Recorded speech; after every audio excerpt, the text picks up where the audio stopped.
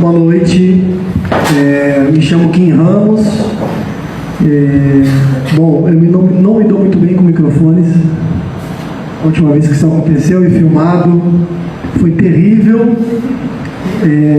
Passa ou repassa, eu tinha 11 anos de idade, foi terrível. Bullying pro resto da vida, espero que isso não aconteça hoje, tá? Bom, agradecer pelo convite, pelo espaço, essa oportunidade da gente fortalecer o debate e a via anarquista e do sindicalismo revolucionário é muito importante para a gente dar respostas ao que acontece hoje. E vou começar seguindo a toada de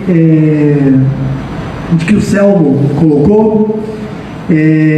Muito bem, a gente hoje assiste esse avanço do bolsonarismo, em que a gente pode caracterizar como neo ou proto-fascista, algo que ainda a história e o presente vai dizer melhor.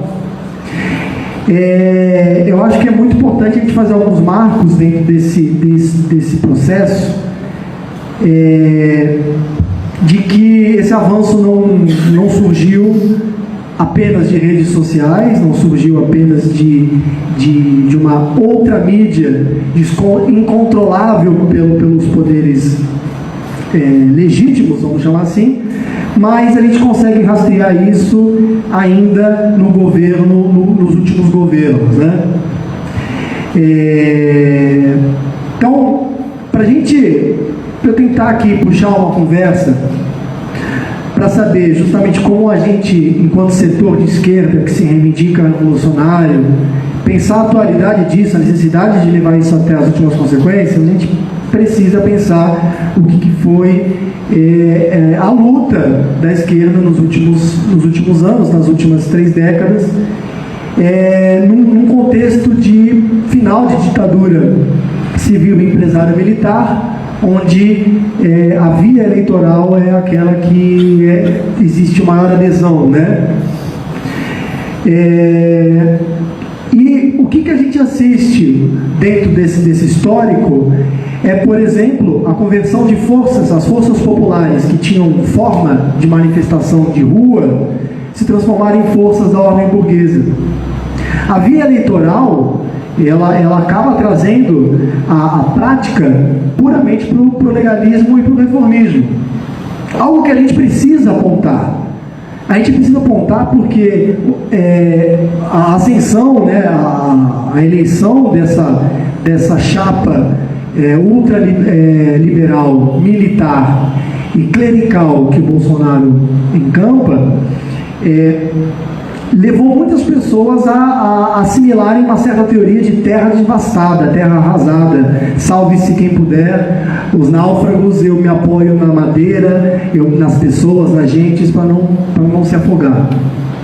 E algumas vezes quando a gente opta por pegar aquela esperança de salvação, a gente não se compromete em analisar até as últimas consequências o que pode ser esse tipo de aliança, né?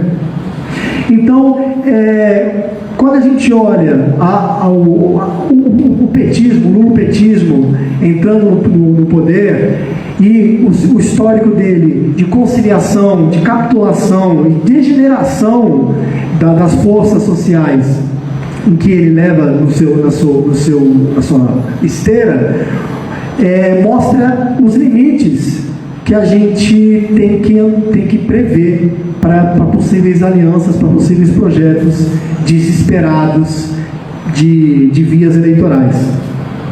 É muito importante, por exemplo, dentro da lógica do sindicalismo, observar como a conciliação, no caso ainda do lulopetismo, levou à incorporação dos movimentos sociais e dos movimentos sindicais ao Estado. E hoje, quando a gente debate, que é o caso que eu vou buscar falar mais à frente, a gente debate sindicalismo dentro da comunidade, as pessoas têm ojeriza, como eu ouvi dizer que o sindicalismo é um câncer. Uai, como é que isso é possível? Como é que uma luta histórica que conquistou tantos direitos para a classe trabalhadora, hoje é considerada, abre aspas, um câncer, né? Nessa prática de incorporação às forças do Estado, a gente cria um saber de conciliação dentro da prática do sindicato. Como o Selmo colocou com muita clareza, a luta é uma luta paliativa, é uma luta que não constrói, não busca as forças da classe, das suas categorias, e como a gente pode observar dentro de grandes centrais sindicais, levou até práticas contra-revolucionárias, mesmo, sem medo de buscar um termo perigoso, como, por exemplo, bate-pau. Vocês sabem o que é bate-pau de manifestação. A gente, diversas vezes, tinha que se preocupar com as forças da ordem, a polícia, e com as forças de algumas centrais sindicais. Oi? Consequentemente, também são da ordem. Que também são da ordem, né? que assumem o papel da ordem e que ensinaram, por exemplo, uma cultura sindical de lutar dentro do tempo parlamentar, né? O tempo das pautas, a construção das pautas é o tempo do parlamentarismo, o tempo das eleições, o tempo da passagem de um candidato aqui pelo nosso sindicato. Então, isso é um marco muito interessante para a gente pensar como romper radicalmente com essa prática de sindicalismo pelego, e também, por um lado, permite a gente também entender como esses grupos ultraconservadores existiram durante a subida da social-democracia no país, porque a conciliação de classes, que é a marca mais clara da prática política, do legalismo, do reformismo, permite a sobrevivência desses grupos dentro da sociedade. E essa sobrevivência, em qualquer momento de crise, pode vir a surgir. Então não tem que ser uma surpresa para a gente, grupos neonazistas aparecendo. Não tem que ser surpresa pessoas tendo a cara de pau, sei lá o que é isso, de vir, como eu vi hoje na TV, pessoas sem medo, pode me prender porque eu sou racista mesmo. Como é que pode? É claro que hoje o quiabo facilita que as coisas aconteçam, né? As coisas estão muito mais lubrificadas para que essas expressões surjam, mas isso existia. E para que não fique apenas ligado a uma questão de existência cultural, a gente não pode esquecer, como o Guilherme bem me lembrou, o PT, quem levou e quem construiu o poder do PT também são os grupos que levaram o Bolsonaro ao poder. Por exemplo, o Crivella foi ministro do quê, como você me contou? Da pesca de algum governo do PT. Acho que ponto final, parágrafo, já diz por si só o que significa isso, né? Então, é muito sintomático, dentro do pacto de conciliação, de você tentar agradar as elites e diminuir o facho rebelde das massas, você observar que existem outros partidos que também preferiram, nos momentos de insurreição, apoiar a institucionalidade, combater as insurreições, em vez de apostar nas mobilizações populares.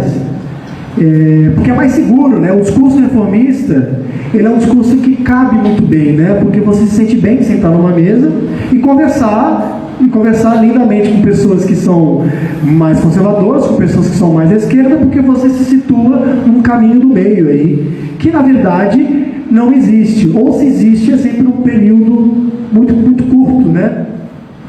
E nesse sentido, talvez seja aí uma tese que meus companheiros concordem ou não, enquanto o PT culpa 2013, né, tendo toda essa jornada de luta que começa em 2013, como a culpada pelo ascenso, a gente vira o espelho e fala: os culpados são vocês. A prática que vocês construíram, a maneira como vocês chegaram até aqui, foi que permitiu esse tipo de ascenso. Obviamente, a gente não pode, né, nem cabe aqui, mas vale a pena lembrar que não é um partido em si, não é o PT, mas a gente tem que entender que a conciliação de classe, a social-democracia, o projeto político a que se presta, permite essas coisas e permitiu na história em outros países. Mas dentro do nosso país é muito sintomático como é que isso chegou até aqui. Bom, então assim, tentando contribuir com uma visão, né, de conjuntura, eu, ao contrário dos meus camaradas, eu não sou formado em História, Sociologia, eu sou físico, então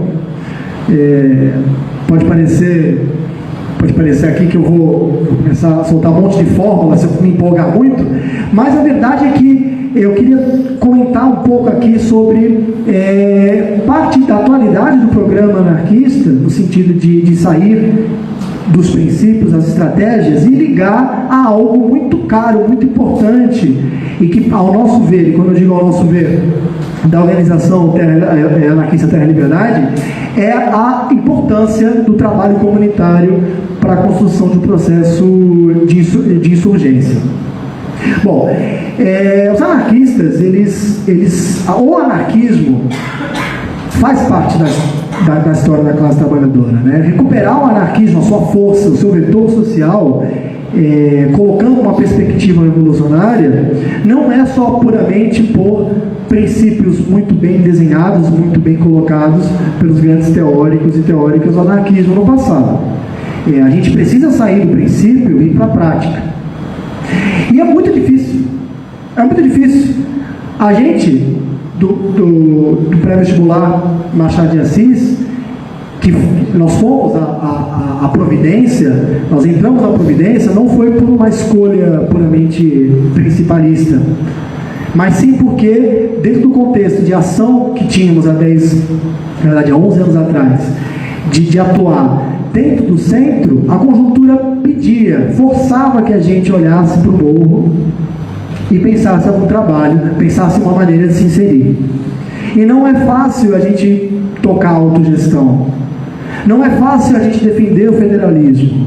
Não é fácil a gente construir caminhos para o poder popular, sendo que a cada 2 anos existe uma força muito grande chamada eleição, em que as pessoas são forçadas a escolher, enfim, o seu próximo algoz, a acreditar numa polarização, sabe, que a gente consegue ver, que não tem talvez muito sentido, prático mesmo, mas a gente tem que conviver com isso. Então, como que o anarquismo pode recuperar a sua capilaridade, a sua capacidade de organização de massas, pensando aí do ponto de vista comunitário? Porque o anarquismo deve ser uma saída da classe trabalhadora, porque já foi, e na verdade, né, a gente não estamos criando nada. Se nós estamos até aqui, enquanto anarquistas, é porque contra tudo e contra todos a gente conseguiu sobreviver na história, mas recuperar essa força anarquista é muito importante e pressupõe a gente entender como sair dos princípios e irmos para as estratégias. Então eu vou citar só um exemplo, que é um exemplo para a gente, de uma maneira muito solidária, colocar polêmica, né? Nós sabemos que nenhuma aposta deve ser feita às questões eleitorais. A gente não deve apostar na via eleitoral, pelos motivos que eu já coloquei, mas por motivos muito práticos. Quando o morador de uma mesma rua diz que vai votar no X e o outro vai votar no Y, porque ambos vão resolver o mesmo buraco na rua, esses moradores perdem o espaço político de construção daquele debate para se dividir na campanha eleitoral. E aí, na verdade, a gente precisa dar uma resposta concreta a isso. A gente tem que falar, não, vamos fazer uma campanha de boicote, não tem medo. Então, vamos boicotar mesmo a questão eleitoral. Só que a gente tem que aproveitar essa força política. Então, a última vez que eu estive aqui no Sindipetro foi para realizar uma plenária em 2013 da outra campanha, 15 minutos já, da outra campanha, que é justamente um projeto político tocado pelos zapatistas que tenta aproveitar canalizar a força ou toda a explosão política que surge dentro dos processos de eleição para construir a demanda do povo pelo próprio povo. E isso ensina muito para a gente, né? Então, esse é um exemplo de como a gente pode pensar problemas concretos e com respostas concretas, mesmo que, como a gente sabe, demande militância. A maior das virtudes revolucionárias é a paciência, né? A gente precisa avançar na história, no tempo, e a gente precisa entender como que a gente consegue avançar respondendo essas questões. Então, assim, para colocar uma questão muito prática mesmo, e também uma proposta programática e que vincula o sindicalismo ao trabalho comunitário, é uma aliança comunidade-sindicato. No sentido de a gente, através dessa aliança, construir um alinhamento programático, uma organicidade para o povo, inclusive recuperar a visão da luta sindical junto ao povo, né? Destruir aquela visão que, como eu comecei a falar, de que o sindicalismo era um câncer. Na visão das pessoas que estão acostumadas a ver o sindicalismo ser vendido por qualquer batata. Então, a gente defende sim que o trabalho comunitário é uma força, um espaço a se pensar para a construção de processos de insurgência. É o trabalho de construção política, de educação política, das assembleias comunitárias, da autogestão, passa por a gente descer, ir até as comunidades e tocar os problemas concretos que elas vivem, né? Então, obviamente, não é que a questão sindical, dentro ainda dos marcos do sindicalismo revolucionário, não consiga ligar as questões do povo, porque povo é classe trabalhadora. A gente não está fazendo uma divisão entre uma coisa e outra, a gente está falando do povo enquanto classe trabalhadora. Só que a vida, né, a carestia, o genocídio, a destruição dos direitos, isso ataca a vida das pessoas, e é muito importante a gente aproveitar esse espaço que o trabalho comunitário oferece para a gente tocar saídas propositivas a isso. E só queria colocar uma questão, porque fechar com uma frase, já que a gente está fechando tudo com frase ou com citações. O trabalho comunitário pode muito fácil ser confundido com assistencialismo, no sentido de a gente, né, abre aspas, suprir o papel do Estado. Não é essa questão.